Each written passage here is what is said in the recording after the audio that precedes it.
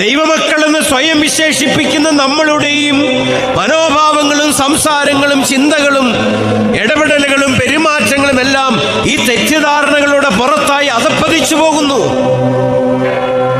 104ാമത്തെ കൺവെൻഷനാണിത്. നിസ്സാരമായി കാണേണ്ട ഒന്നല്ല ബൈബിൾ കൺവെൻഷൻ. ഇതിന് വില കൊടുത്ത പിതാക്കന്മാർ 1-ാം വർഷം മുതൽ ഇതിന് തുടക്കം കൊടുത്തവരുണ്ട്. ഇന്നിന്റെ യാതൊരു സൗകര്യങ്ങളും ഇല്ലാതിരുന്ന ഒരു കാലഘട്ടത്ത് അന്ന് ഈ ദേവാലയത്തിൽ വികാരിയായിരുന്ന വന്യവൈദിക ശ്രേഷ്ഠൻ, പള്ളിയുടെ ചുമതലക്കാരായിരുന്നവർ, ദൈവദർശനം ഉണ്ടായിരുന്ന പിതാക്കന്മാർ ഇതിനു വേണ്ടി വില കൊടുത്തതാണ്. നമ്മൾ ഇതിന് കാര്യഗൗരവത്തോടെ കാണേണ്ടതല്ലേ? ഒരു പക്ഷേയെങ്കിൽ ഏലി പുരോഹിതന് പോലും മനസ്സിലാക്കാൻ കഴിയാതെ പോയൊരു യാഥാർത്ഥ്യമല്ലേ ആ പാവപ്പെട്ട പെൺകുട്ടി പുരോഹിതനെ പഠിപ്പിച്ചത്?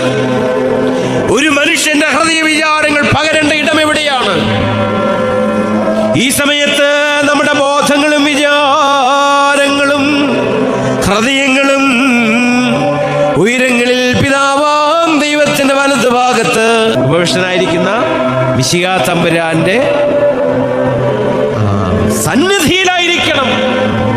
ഒരു ദേവാലയം പ്രതിഷ്ഠാ പെരുന്നാൾ നടത്തി പ്രതിഷ്ഠകൾ നിർവഹിച്ച് പ്രതിഷ്ഠാ പെരുന്നാളിലേക്ക് നാം പ്രവേശിക്കാൻ ഒരുങ്ങുമ്പോൾ നമ്മുടെ ഹൃദയ വിചാരങ്ങൾ പകർന്നു വെക്കേണ്ട ഒരു ഇടമാണ് ദേവാലയം എന്ന് കണ്ട് അതിന്റെ പരിശുദ്ധിയോടെ സൂക്ഷിക്കാനുള്ള ഉത്തരവാദിത്വം ദൈവത്തിന്റെ